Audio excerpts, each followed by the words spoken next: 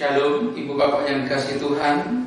Selamat bertemu kembali dalam acara santapan rohani pada hari ini. Bersyukur kepada Tuhan karena kita masih diberi kesempatan untuk menjalani kehidupan ini dan diberikan anugerah, damai sejahtera dan rahmat Tuhan yang selalu baru setiap hari. Sebelum kita akan belajar firman Tuhan, pagi ini kita akan berdoa terlebih dahulu. Tuhan, terima kasih untuk berkat Tuhan di dalam kehidupan kami sampai saat ini sebagai dasar dan landasan kehidupan kami. Kami akan terima firman-Mu. Ya Tuhan, biar kudus terangi hati kami sehingga kami boleh mengerti akan kebenaran firman-Mu. Kami sambut firman-Mu di dalam nama Tuhan Yesus Kristus. Haleluya. Amin. Saudara yang kasih Tuhan, kita akan belajar firman Tuhan pada hari ini yang saya berikan tema tentang kasih. Mungkin ini adalah satu hal yang tidak pernah berhenti terngiang di dalam kehidupan kita sebagai orang percaya tentang kasih.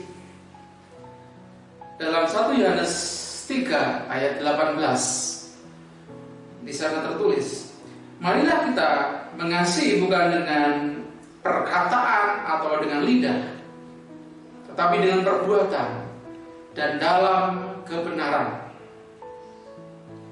Yang akan kita sambung juga yaitu hukum Allah, hukum kasih ya. Dari Injil Matius 22. Demikian firman Tuhan ayat 37 sampai 39. Kasihilah Tuhan Allahmu dengan segenap hatimu dan dengan segenap jiwamu dan dengan segenap akal budimu, dan kasihilah sesamamu manusia seperti dirimu sendiri. Saudaraku yang dikasihi Tuhan, kadang kita merasa bahwa menunjukkan kasih kepada orang lain itu melelahkan, dan karena kita merasa sia-sia. Belum tentu tindakan kasih kita itu dihargai atau membawa dampak yang kita harapkan. Ada kalanya juga kita merasa seperti orang munafik, saudara. Ketika kelihatannya ikut membantu sesama karena situasi tertentu, padahal sebenarnya kita tidak terlalu memikirkan tentang sesama kita yang kita bantu itu, atau seolah-olah hanya sebagai kebiasaan ya, hanya sebagai dorongan emosional saja, tanpa tindakan nyata. Segala perbincangan atau pembicaraan tentang kasih menjadi omong kosong, saudara. Namun tindakan yang didasari oleh alasan yang keliru juga sama buruknya. Rasul Paulus menulis dalam 1 Korintus 13 ayat 3, firman Tuhan berkata, sekalipun aku bagikan segala sesuatu yang ada padaku, bahkan menyerahkan tubuhku untuk dibakar, tetapi jika aku tidak mempunyai kasih, sedikit pun tidak ada faedahnya bagiku. Saudara yang kasih Tuhan, sangat mungkin orang berbuat kasih tanpa didasari kasih. Jadi sangat mungkin orang melakukan sesuatu, melakukan perbuatan baik tanpa didasari kasih, saudaraku. Kasih lebih dari sekedar tindakan, saudara. Lebih dari sekedar keinginan berbuat baik yang hanya bertahan sebentar saja. Alkitab mengajarkan banyak hal tentang kasih ilahi, kasih sejati.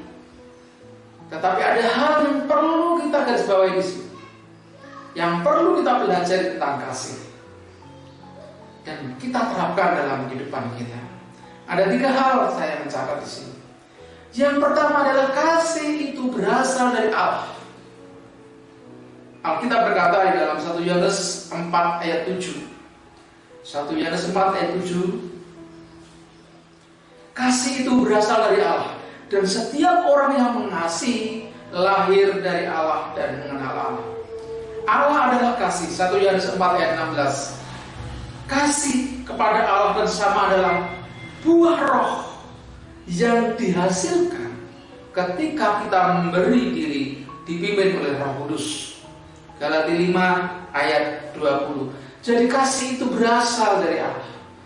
Kemudian yang kedua, kasih adalah alasan yang menggerakkan kita bertindak, saudaraku.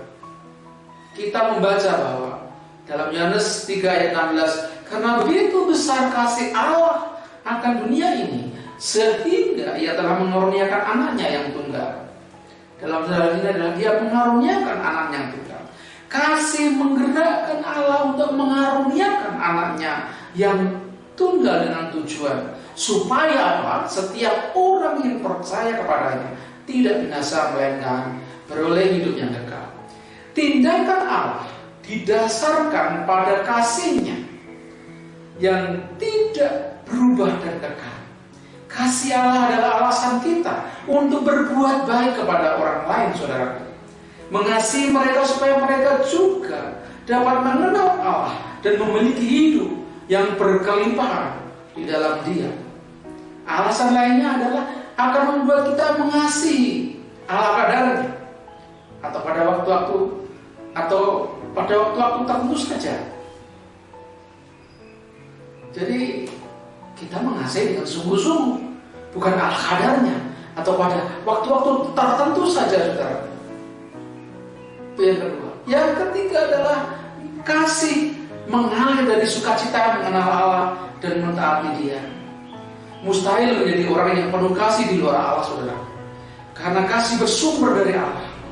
Ketika kita tidak memiliki sukacita bersekutu dengan Allah, bagaimana mungkin kita memiliki kasih Tuhan? Tuhan kita Yesus Kristus memikul salibnya, mengarahkan pandangnya pada sukacita yang disediakannya. Dalam Ibrani 12 ayat 22 tulis seperti itu. Tindakan kasih-Nya mengalir dari sukacita mengetahui bahwa Bapa-Nya berkenan terhadap tindakannya. Betapa perlu kita memandang teladan Tuhan Yesus, saudara. Kasih kita menjadi lemah dan kebaikan kita yang kita tunjukkan terasa sia-sia kalau kita hanya memandang dunia saja. Tetapi saya percaya ketika kita memandang bagaimana Yesus mengasihi, kita akan diberikan kekuatan untuk mengasihi. Karena kita punya landasan kuat dan Yesus adalah sebagai teladan. Karena Yesus terlebih dahulu mengasihi. Kita menyadari bahwa kita masih perlu banyak bertumbuh, saudara. Bertumbuh di dalam kasih Kristus. Sebab itu, mari kita berdoa terus agar Allah mengaruniakan kepada kita sukacita untuk terus tinggal di dalam Dia. Sumber kasih yang sejati untuk menikmati persekutuan dengannya sebagai harta terbesar dalam hidup kita. Hanya dengan demikian kasih sejati dapat mengalir di dalam dan melalui hidup kita kepada orang lain. Entah itu kepada keluarga, entah itu kepada sahabat, entah itu kepada rekan kerja, atau setiap orang yang Allah izinkan hadir dalam perjalanan hidup kita. Kiranya Tuhan Yesus memberkati kita. Amin. Mari kita berdoa. Bapa yang penuh kasih, kami datang padamu mengucap syukur. Kami belajar tentang kasih-Mu, bagaimana Engkau telah memberi teladan yang baik kepada kami.